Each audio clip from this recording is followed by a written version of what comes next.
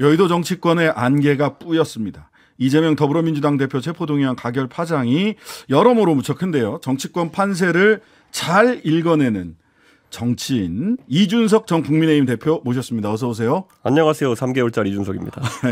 네, 3개월짜리 이준석. 네. 진짜 딱 3개월 걸렸나요? 와, 그때요? 예. 아니 그 말 한 시점부터는 1년 넘게 버텼죠. 그렇죠. 예, 1년 한 5개월 버텼죠. 예. 예. 3개월짜리. 예. 예. 우선 체포동의안 가결로 정치권 후폭풍이 거센데 어제 보니까 이 김종민 어제 오늘 보니까 김종민 의원이나 이상민 의원 민주당 내에서는 가결될 가능성이 크다고 봤다. 예. 그다음에 윤상현 의원도 가결될 가능성이 있다고 봤다. 예. 뭐 크지는 않았지만. 근데 오히려 뭐 정성호 의원은 가결된 것에 대해서 굉장히 놀라는 반응. 어떻게 보셨어요? 가결 될 거라고 예상하셨어요? 그러니까 이런 거잖아요. 그러니까 결국 부결을 위해서 노력했던 분들은 썼던 방식 협박이거든요. 그런데 이제 그거 협박이 먹히지 않는 게 가결이 되지 않으면은 비명계라고 하는 분들은 당을 떠나야 되는 상황까지 몰아놨잖아요. 지금 그 지지자들이 사실 매우 세게 밀어붙여가지고 이분들 입장에서는요. 일고의 그런 어떤 가치도 없이 무조건 이번에는 가결을 던지겠다는 생각이 있었을 겁니다. 숫자가 2월 달과 네. 거의 변하지 않았어요. 오히려 네. 그러니까 부결표는 똑같고 네. 138대 136이지만은 부결이 네. 거기는 윤관석, 이재명 두 사람이 투표를 안 했기 때문에 사실 부결표는 2월 달과 동일했고 그렇죠. 무효 기권에서 10표가 저쪽으로 넘어갔다는 거죠. 가결로. 그렇죠. 그리고 저는 아무도 주목하지 않았지만은 정의당의 역할을 계속 제가 이야기하고 있습니다. 그때나 지금이나 뭐 가결표를 던졌잖아요. 2월 달하고. 그래서 저는 정의당에 이번에 6표가 막 진짜 전부 다 가결이었다고 한다면은 물론 아닌 것 같지만은 그렇다고 네네. 한다면 그것도 영향이 좀 있었을 거다 이런 생각하고 저는 이재명 대표 측이 인간의 본성에 대해서 좀 나이브했던 것이 아니냐. 예를 들어서 지금 이렇게 말씀드리고 싶어요. 제가 민주당의 어떤 의원님들이 실제로 가결 던졌는지는 모르겠지만은 딱 보이거든요, 저는. 그러니까 이해관계가 얽혀 있는 분들이. 네. 그럼 이재명 대표가 그분들에게 우리 정치 같이 합시다라든지 아니면 적어도 공천에 대해 가지고는 공정하게 하겠다라는 개인적인 약속 같은 걸 좀 했다고 하면은 저는 충분히 많은 사람이 솔깃했을 것이다. 왜냐하면 이분들 입장에서는 가결 던진 네. 분들 입장에서는 만약 여기서 부결이 되면은 당을 새로 차리거나 아니면은 무소속 나가야 된다는 부담감이 있었을 거거든요. 네. 그것보다는 이재명 대표가 같이 해봅시다 하면 훨씬 솔깃하겠죠. 근데 이제 그 부분에 대해서는 네. 그 박광원 전 원내대표가 전이 됐는데 네. 박광원 전 원내대표가 공천 공정하게 하겠다라고 이야기를 들어서 전달을 했고 네. 오늘 아침에 김종민 의원은 공천을 공정하게 관리하겠다라는 답변이 전달됐는데 그 답변을 듣고 우리를 공천 때문에 이런 짓 한다라고 무시했다. 그래서 그 말을 믿을 수도 없었고 우리를 무시했기 때문에 가결 쪽으로 마음이 움직일 수밖에 없었다. 이렇게 얘기를 했어요. 뒤에 갖다 붙인 얘기고요. 저는 그걸 정확하게 오히려 이재명 대표가 맨투맨으로 예를 들어서 저도 처음에 이제 소위 말하는 비명계라고 하는 분들 명단이란 거 뭐 저희 당 내도 돌지 않겠습니까? 네. 그러면은 거기서 아주 강하게 무조건 이제 더 이상 내가 여기서 이재명 대표 함께 할 수 없다라는 명단은 18명 남짓으로 봤거든요, 저는. 네. 18명에 20명 남짓으로 봤기 때문에 나머지는 얼마든지 이재명 대표와 어떤 식으로 대화를 하고 싶었을 것이다. 근데 그 영역에 있는 분들이 공통적으로 했던 말들이 근데 의외로 대화가 없네? 이런 생각했다는 겁니다. 그래서 저는 그러니까 뭐 김종민 의원은 우리가 공천 달라고 얘기하는 것이냐고 허탈해할 수밖에 없었다. 이러면서 공천 때문에 우리가 가결표를 던진 게 아닙니다라고 매우 강하게 어필했어요. 근데 뒤에 갖다 붙인 얘기다. 사실 그 그러니까 이런 거죠. 옛날에 그 모 유튜버가 했던 말 중에 유명한 게 저는 이게 굉장한 명언이라 생각하는데 네. 저는 돈에 관심이 없어요라고 하는 사람은 돈에 미친 사람이다. 네. 잘 보세요. 최근에 보면 누군지 제가 이름 안 밝히겠습니다만은 당의 일은 알아서 하십시오. 저는 당권 장악에 관심이 없습니다. 라고 했던 분은 당권 장악에 미친 분이에요. 예. 지금 어디 계시더라? 그런데 제가 또 반대로 말하면 뭐냐면요. 우리는 공천권 따위에 관심 없다라는 사람들은요. 공천권에만 신경 쓰고 있는 사람들이에요. 예. 그러니까 저는 그거는 대충 알아들으실 거라 생각합니다. 네. 그렇다면 결과적으로 지금 이재명 대표가 공천을 공정하게 한다라고 하는 말조차도 내 공천을 보장해 주지 못하니 이재명 대표가 이번에 영장실질심사를 받아서 제대로 돌아오시라라는 뜻보다는 뭐 올인하시라 이런 취지가 바닥에 깔려 있는 거예요. 왜냐면 이런 거잖아요. 이미 낙인이 찍혔다는 분들은 뭐냐면은 우리 예전에 금태섭 의원이 강서구에서 경선 치러가지고 떨어질 때도 보지 않았습니까? 그러니까 민주당에서는 이렇게 이재명 대표가 경선의 길을 열어주겠다라고 혹시 선언한다 한들 결국엔 지지자들을 이용해가지고 경선에서 나를 떨어뜨리지 않을까라는 생각까지 하는 거죠. 그러니까 공정함만으로는 해결 안 되는 지점이 있었는데 그럼 뭐 보장을 해줬어야 되나? 아예? 그거는 정치 영역이고 제가 이 말씀드린 게 뭐냐면은 예전에 그 영화 링컨이란 게 뭡니까? 결국 노예 해방이라는 아주 숭고한 그런 가치를 표결로서 만들어내기 위해 가지고 거래합니다. 뒤에선 무수한 거래가 있었던 거거든요. 맞습니다. 그러니까 그게 사실 이제 정치의 현실인 것인데 이재명 대표는 그거 없이도 이번에도 부결을 받아낼 수 있다고 생각했던 것 같아요. 그러니까 저는 전적으로 이재명 대표가 이거는 좀 안일하게 생각했고 정치 현실에서 거래하지 않아서 나온 현실에서 그게 뭐 좋고 나쁘고로 얘기하는 게 그렇다고 아니라 뭐 이재명 대표가 평생 거래 안 하고 살아온 분 같지는 않거든요. 그러니까 저는 이번에 좀 안일하게 생각했다. 좀 그런 생각 같아요. 그렇다. 알겠습니다. 어쨌든 이재명 대표가 없어야 본인들이 공천을 받을 수 있다라는 생각을 하고 거기에 따른 본인의 개인적으로는 굉장히 합리적 선택을 한 거네요. 그러면 그런 것보다도요. 저는 이제 그분들이 표를 돌리기 위해서 기술적으로 뭘 했어야 되느냐를 말씀드리는 거고요. 그분들 중에서는 꼭 그런 거 아니더라도 뭐 애당심이나 아니면은 대의 명분 아니 이대로 가가지고는 아니 이 좋은 판세에서 당 대표 리스크 때문에 우리가 총선 질 수도 있지 않겠냐 뭐 이런 여러 복합적 판단이었을 거고요. 제가 말씀드린 건 이분들의 마음을 돌리기 위해서 이재명 대표가 할 수 있어야 되는 것들 얘기였습니다. 네네. 자, 그 법원이 구속영장 발부할 때와 기각할 때 시나리오가 달라지겠죠. 많이. 각각 시나리오별로 예상을 한번 해볼까요? 만약 발부가 되면 그래서 구속이 된다. 발부하면은 옥중 공천이는 쓸데없는 소리 하지 말고 바로 이제 비상체제로 민주당 들어가야 되거든요.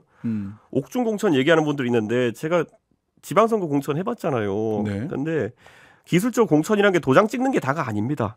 꾸준히 그 당의 어떤 선거 판세를 분석하고 그 다음에 공관위와 소통하면서 결국 이기기 위한 전략을 수립하는 게 공천이거든요. 근데 옥중에 있으면서 뭐로 합니까? 뭐 무전기라도 들고 합니까? 어떻게 하겠습니까? 회의에 참석 못하는 상황에서 옥중 공천은 말도 안 되는 얘기고 그런 얘기하는 사람이 있으면 이재명 대표의 지지자라 할지라도 왜 그럼 그 사람들이 그런 얘기를 할까 생각해야 되는데 이재명 대표 패싱하고 본인들이 다 공천 알아서 하겠다는 얘기입니다. 그러니까 이재명 대표 입장에서 도 불쾌한 얘기여야 되고요.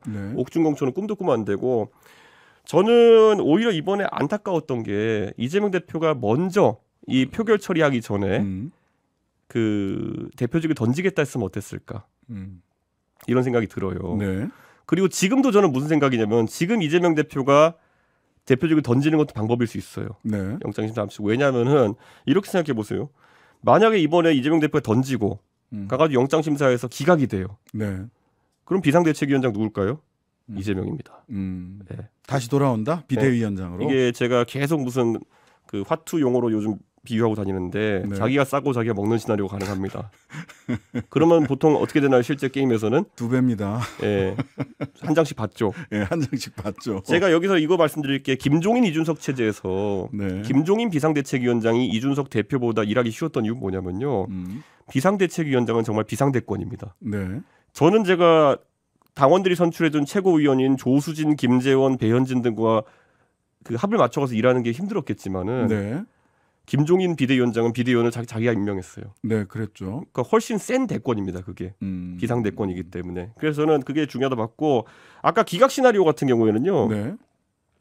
이번에 만약 기각의 사유가 만약에 혐의가 충분히 소명되지 않았다. 그러니까 말 그대로 수사가 부족했다라는 얘기로 나오게 되면은 그러면 한동훈 장관 사퇴죠. 그런데 그 가능성이 높은지는 차치하고 그게 하나의 시나리오고 만약에 혐의는 충분히 이제 소명되었으나 도주 및 증거인멸의 우려가 없다 그러면은 이거는 이재명 대표가 고민의 지점에 빠질 텐데요. 그래도 이재명 대표는 당대표직 내려놓는 게 오히려 대중적으로는 좋을 것이다. 저는 그런 생각을 합니다. 뭐 근데 오늘 정청래 최고위원이나 어제 정성호 의원이나 뭐 당대표직 그 내려놓을 일 없다. 내년 총선은 이재명의 얼굴로 치르게 될 거다라는 취지로 해석될 만한 말씀들을 하셨거든요. 구속 시에는 전혀 말이 안 되는 얘기거든요. 뭐 기각이 될 거다라고 정성호 의원은 또 전제를 하고 그러니까 정청래 그렇게 의원은 하셨어요. 만약 옥중 공천을 염두에 두고 하시는 거라면은 네. 여기 행간을 읽어야 돼요. 그러니까 뭐냐면은 결국에는 그건 이미 전당대회 발언으로 들어간 겁니다. 전당대회 때 이재명 대표를 난 끝까지 지키려고 했다. 이재명 대표 지지자 여러분 나를 찍어주십시오를 미리 하고 계신 거고. 본다. 저는 이재명 대표가 만약에 구속이 되게 되면은 옥중 뭐는 절대 불가능합니다. 네. 예. 자, 알겠습니다. 이런 분석이고요. 이건 뭐 분석은 분석이고 또 지금 민주당이 그 내부에서 또 판단해야 될 문제들이 있으니까요. 네. 자, 결과적으로 이 윤상현 의원 같은 경우는 어제 이렇게 예상을 하더라고요. 이재명 대표는 연말 가서 본인이 민주당을 살리기 위한 선택을 할 것이다. 그래서 국민의힘은 위기에 빠질 것이다. 저는 이거는 뭐 윤상현 의원의 국민의힘 위기설, 수도권 위기설에는 다 공감하고요. 그런데 이재명 대표가 연말에 선택할 이유가 전혀 없습니다. 당장 지금 다가오는 것이 10월 초중순쯤에 강서구청장 보궐선거가 있거든요. 네. 이거 되게 중요한데 만약 이재명 대표가 옥중에 계시면은 무슨 수로 선거를 지휘합니까? 그리고 뭐 옥중 유세입니까? 이거는 안 되거든요. 그러니까 기술적으로 저는 무조건 민주당은 빨리 비상지도체제를 수립해야 된다. 네. 그것이 새로 선출된 원내대표 중심이든지 아니면 비상대책위원장 체제로 가든지 이건데 저는 빨리 선택해야 된다.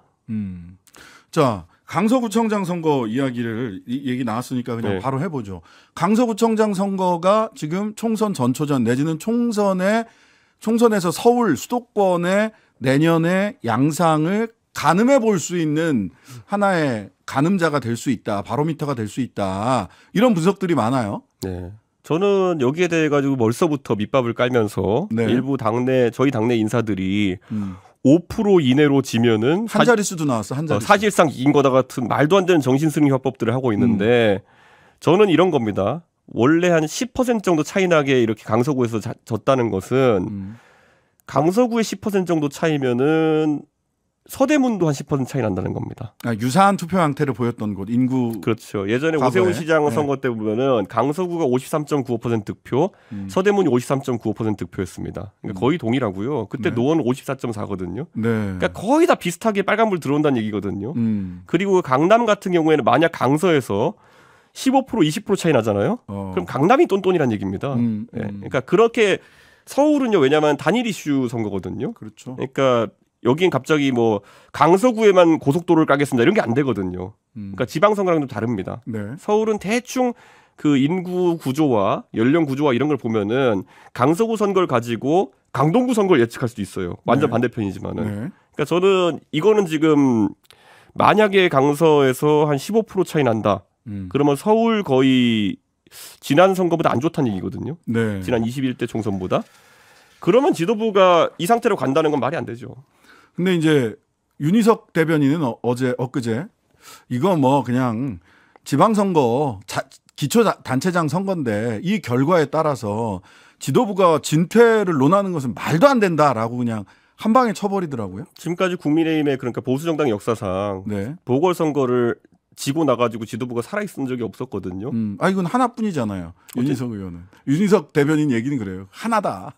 희망사항이죠. 그러니까 저는 예전에 제가 2012년에 정치 처음 시작할 때 그때 앞에 홍준표 대표가 있었는데 그때 오세훈 시장이 그때 무상급식 때문에 사퇴하고 나서 나경원 후보로 치렀던 박원순 나경원 선거에서 진 다음에 사실 거기에 홍준표 대표가 잘못한 게 뭐가 있습니까? 그 선거를 유발한 거는 오세훈 시장의 무상급식 주민투표였고 결국 가가지고 공천은 뭐 나경원 후보 그때 나간 거고 선거 졌는데 쫓아냈어요. 그리고 왜 그랬냐? 그때도 총선이 4개월 뒤인데 5개월 뒤인데 홍준표 체제로 질 것 같다. 그래서 박근혜를 쓰자 그래가지고 박근혜 비상대책위원 체제가 들어오고 김종인, 이준석, 이상돈 불러들여가지고 선거 치른 거 아닙니까? 그러니까 이거는 김기현 지도부가 잘하고 못하고 문제가 아니라 이대로 가면 총선 진다라는 생각이 있으면 어떻게든 끌어내릴 겁니다. 그래서 언론에서는 이제 뭐 앞서가는 얘기일지도 모르겠지만 강서 선거 지면 비대위원장 깜이 누구냐? 한동훈 비대위원장이냐? 뭐 이런 얘기까지 나와요. 저는 뭐 가능할 것이다 이렇게 보고요. 다만 강서구청장 선거가 너무 앞에 다가왔기 때문에 한동훈 장관이 투입될 수는 없을 것이다. 조금 뒤 타이밍이면 모르겠는데 네. 예, 선대위라든지 이런 구성될 때는 모르겠지만은 비대위 타이밍에서는 아닐 것이다. 라는 생각합니다. 선대위에서는 투입될 가능성이 있지만 비대위는 아닐 것이다. 왜냐하면 너무 촉박해요. 너무 빨라서. 그러니까 예를 들어 장관의 사퇴 사유가 나 비대위 가야 돼서 이런 말이 안 되잖아요. 네네. 네, 그러니까요.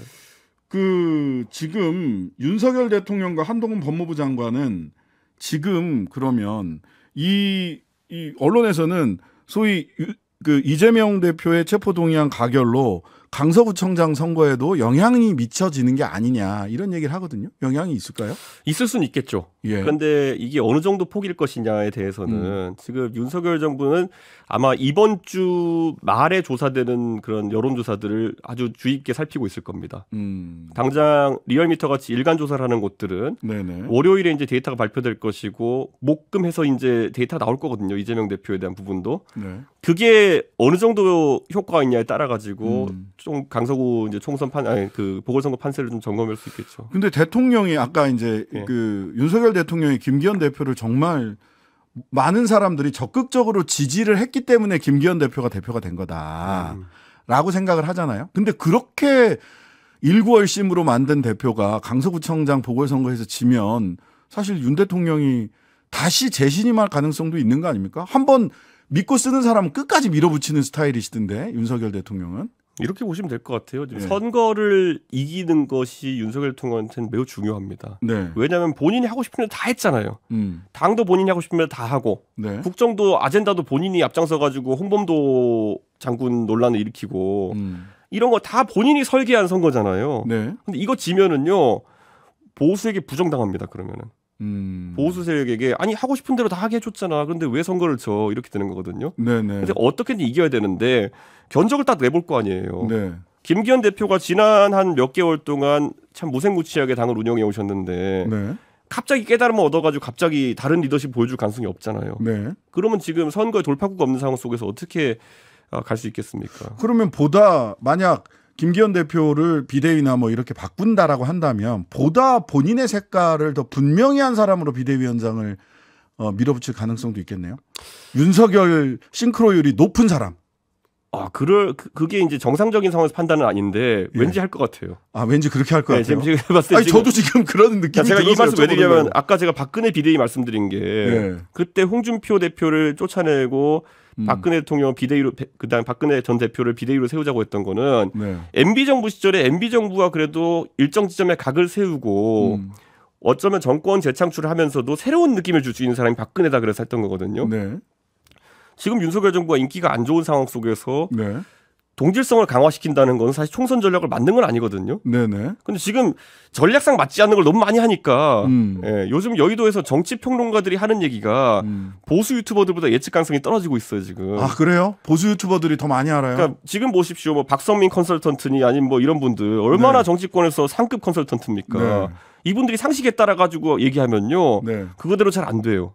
오히려 보수 유튜버들이 전날 어디 술자리에서 듣고 온 얘기가 오히려 더 정확성이 높거든요. 그러니까 지금 저도 지금 말씀드리는 게 예. 상식선에서는 이렇게 해야 되는데 왠지 안 할 것 같다 이런. 상식선에서는 다른 리더십을 보여줘야 되는데 오히려 싱크로율이 높은 사람을 더 내세울 가능성도. 그러니까 제 전 재산을 베팅하라 그러면은 왠지 상식에 베팅 못할 것 같아요. 네. 알겠습니다. 자, 김기현 대표는 어쨌든 요새 인재영입도 하고 보수 빅텐트론 뭐 해서 박근혜 전 대통령도 만나러 가고 그런단 말이죠. 이게 보수 빅텐트론으로 수도권 위기가 돌파됩니까? 그러니까 빅텐트라는 거는 지금 가진 영역보다 더 넓히겠다는 거 아닙니까? 예. 근데 이 보시면 지금 대통령과 그다음에 지금 국민의힘에서 하는 이념적 지향이라는 것이 과연 51% 이상의 국민을 담아낼 수 있는 지형이냐? 네. 제가 봤을 때는 지금 한 30%까지 담아낼 수 있는 오른쪽 30%를 담아낼 수 있는 지형이거든요. 네. 그런데 이 지형에서 빅텐트를 친다는 거는 51%까지 넓혀야 되는 것인데 그렇죠. 예를 들어 태극기 부대스러운 스탠스를 지금 잡고 있는 정당에서 그럼 이 지형을 넓히기 위해 가지고 태극기 부대의 우상과도 같은 박근혜 대통령을 만나고 온다? 네. 뭔가 이건 맞지 않는 거거든요.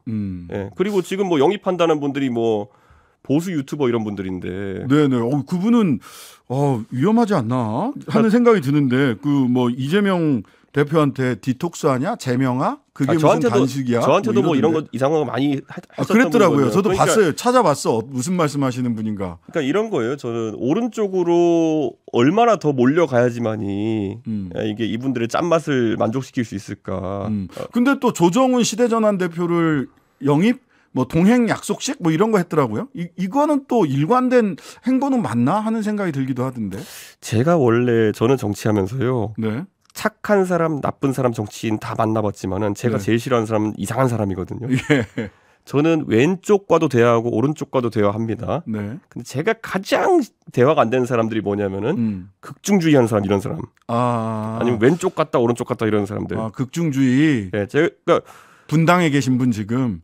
그러니까 딱 저는 쟤랑 정치해 보면요. 차라리 왼쪽에 있으면 저랑 얘기를 할 수 있어요. 네, 오른쪽에 있으면 얘기할 수 있고. 근데 어떨 때는 왼쪽, 어떨 때는 오른쪽이면은 야 이거 진짜 이분하고는 진실된 얘기 할 수 있겠느냐 이런 생각을 하거든요. 네. 저는 그게 약간 우려스럽고 저는 네. 대통령실도 그렇고 지금 당도 그렇고 한번 봐야 되는 게 우리는 이념적 지형이 넓다라고 잘 자기들 생각할 수 있겠지만은 지금 국민의힘이요. 예, 근데 맨날 그래요. 우리는 중도 정당이다. 뭐가 중도예요? 지금 제가 얘기하는데. 네. 그건 대통령한테 혼났잖아요. 이념이 중요하고 실용 정당 그런 거 하지 말라고. 예전에 진중권 교수가 어디서 한마디 했는데 내가 극우인지 아닌지 판단하는 방법은 간단하다. 네.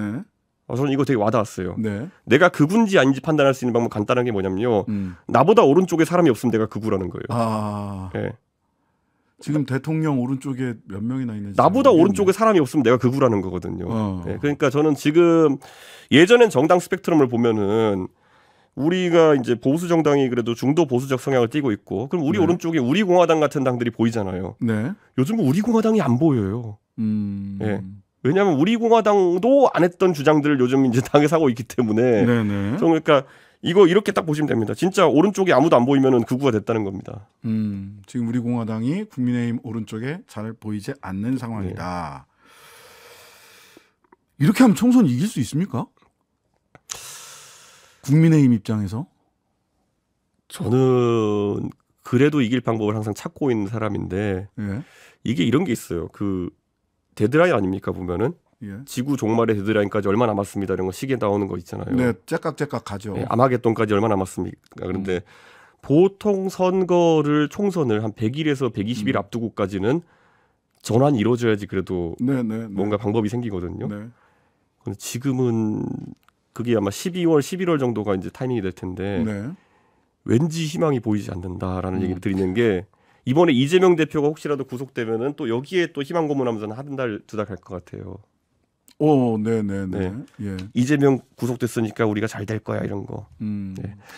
자, 그런데 그 전에 이제 대구 그 치맥 축제 가셨을 때도 그렇고 얘기를 들어보면 내년 선거의 성격이 진짜 보수가 어떤 정치 세력이냐를 좀 가늠해야 되는 거기에 좀 가르마를 타야 되는 선거의 성격이 된다면 나는 다른 판단할 수 있다 이런 말씀하셨잖아요. 이런 거죠. 그러니까 제가 항상 그 우리 보수 정당의 지도자들이 항상 얘기하는 게 지금 영남 정당이 되어가고 있어요. 그래서 이분들이 입에다가 맨날 백선엽을 입에 담고 이렇게 하잖아요. 네. 백선엽 장군이 하신 말씀 중에 가장 유명한 말이 뭐냐면요.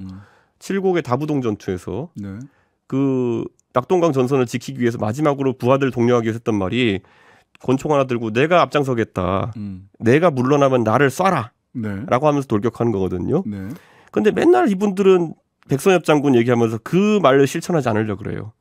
네. 그래가지고 매번 젊은 사람들 무슨 뭐 벨트 만들겠다냐 수도권에 돌격 앞으로 해놓은 다음에 나는 영남에서 따뜻한 곳에서 선거 치러야지 이러고 있는 분들 많아요.